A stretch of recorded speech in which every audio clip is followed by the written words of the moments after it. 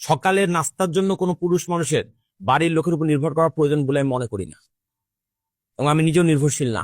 সোজা বাংলা কথা। তাহলে সকালে কি খাবো? সকালে খাওয়ার আমি 3-4টা ফর্মুলা বলতে পারি। নাম্বার 1 হচ্ছে আপনি অল্প একটু কাঁচা ছোলা, দেশীয় ছোলা, হ্যাঁ। আর একটু বাদাম, দেশীয় চীনা বাদাম কিনে রাখলেন। প্রত্যেকদিন রাতের বেলা 1 মুঠো ছোলা 1 মুঠো বাদাম ভিজিয়ে ফেললেন পানিতে। পরের দিন সকালবেলা ঘুম থেকে জেগে নাস্তা হিসেবে ওই ছোলা বাদামটাই খেলেন। কিছু চমৎকার খাবার খায় 2 গ্লাস পানি খেয়ে ফেললেন। আপনার পেট ভরে যাবে, পেট ঠান্ডা না, নাস্তা ওকে।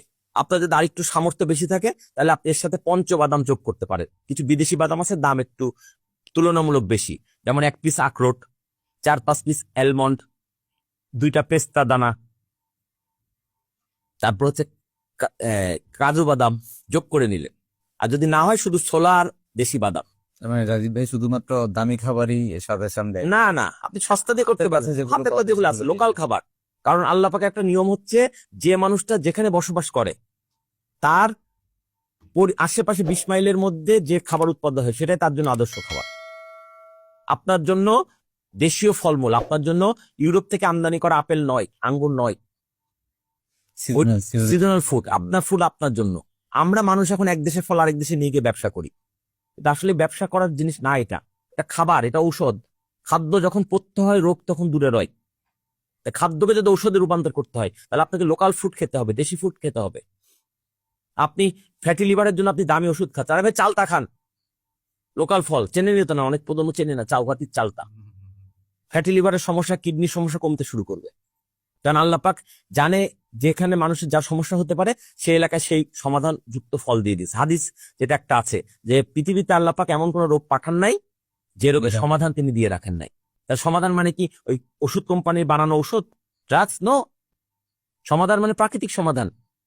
ওষুধ তো আসছে 300 বছর হলো, পৃথিবীর মানুষের ইতিহাস তো হাজার হাজার বছরের। এত বছর মানুষ চললো কেমন এসব ড্রাগস ছাড়া?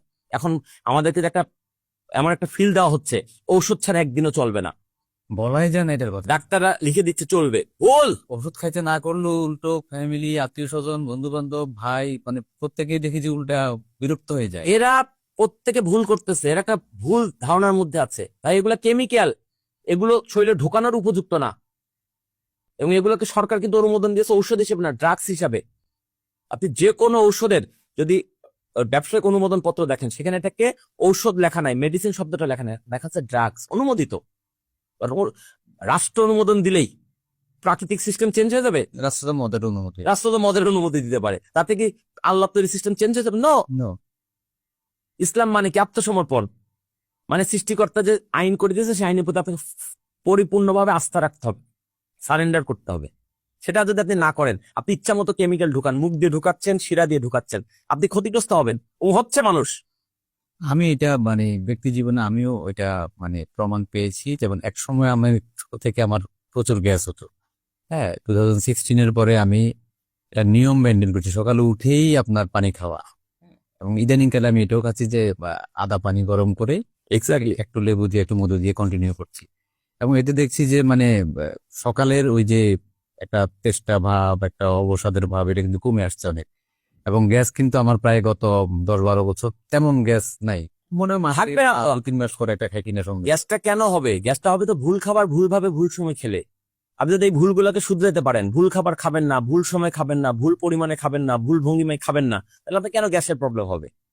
আল্লাহ পাক কি গ্যাসের প্রবলেম দেওয়ার জন্য আপনাকে সৃষ্টি করছে? নো। আপনাকে সৃষ্টি করা হয়েছে আমরা বিপদ যেখানে আমাদের ভুলে আমরা জানি না, তাই মানি না। তাই তো যেটা বলছিলাম আমি একটু শেষ করি।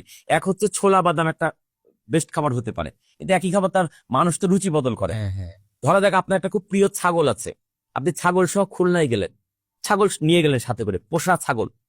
ওখানে গিয়ে ছাগল কি খাবে? ঘাস খাবে। আপনি কি খাবেন? চুই ঝাল দা গরুর গোস্ত খাবেন। সেই আপনি আবার সিলেটে গেলেন, ছাগল কি খাবে? ঘাস খাবে। আপনি কি খাবেন? সাতকরা দিয়া গরুর মাংস খাবেন।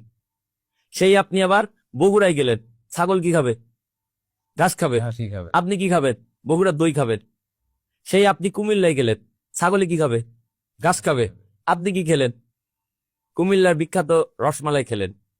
এই যে ব্যাপারগুলো, এই বৈচিত্র্যতা মানুষকে বাহাদুরি না, এটাই মানুষের অযোগ্যতা। ছাগল জায়গা বদল করতেছে, খাদ্য বদল করতেছে না। আর মানুষ জায়গা বদলের পাশাপাশি খাদ্য বদল করতেছে, ফলে সেটা তার ভেতরের সিস্টেমটাকে নড়বড়ে করে দিচ্ছে। আমি ব্যাপারটা বুঝাতে পারছি? সিস্টেম কনফিউজ হয়ে সিস্টেম কনফিউজ হয়ে যাচ্ছে যে তুই আসলে কিসের জন্য তৈরি হলি, বা তুই আমাকে কি কি দিয়ে বাঁচাতে চাচ্ছিস। আমরা এগুলো যখন ভুল খাবার খাই তখন তো পরিমাণ আরো বেশি খাই। একটা কথা আছে, মুখে যেই খাবারটা বেশি মজা লাগে সেটা কম করে খান। মুখের সাথে পরিপাক তন্ত্রের সম্পর্ক জাস্ট উল্টা, যেটা মুখে বেশি মজা লাগবে সেটা শরীরের জন্য ক্ষতিকর, আর মুখে যেটা খারাপ লাগবে সেটা শরীরের জন্য উপকারী। করল্লা আমরা খেতেই চাই না, কিন্তু এটা অত্যন্ত উপকারী একটা খাবার। এবং মানুষকে স্বাদের বিচার আল্লাপাক 6 স্বাদের খাবার দিয়েছেন দুনিয়াতে। প্রকৃতিতে যে খাবারগুলো আছে তার 6টা স্বাদ আছে, টক, ঝাল, মিষ্টি, নোনতা, তিতা, কষা। এর বাইরে পৃথিবীতে কোনো খাবার নাই। এখন আমরা টক খাবার মোটামুটি খাই, লেবু খাই, তেঁতুল খাই, বড়ই খাই, হ্যাঁ। ঝাল খাবার মোটামুটি খাই, হয় কাঁচামরিচ বা শুকনা মরিচ। মিষ্টি তো মাশাল্লাহ সবারই পছন্দ। পছন্দ না, অতিরিক্ত খাই। আবার বলি কি এটা মিষ্টি খাওয়া সুন্নাত। আরে বাবা, এই মিষ্টি সেই মিষ্টি নয়। রাসূলুল্লাহ সাল্লাল্লাহু আলাইহি ওয়াসাল্লামের মরণ চাঁদ ছিল, ভাগ্যকুল ছিল, প্রিমিয়াম সুইট ছিল।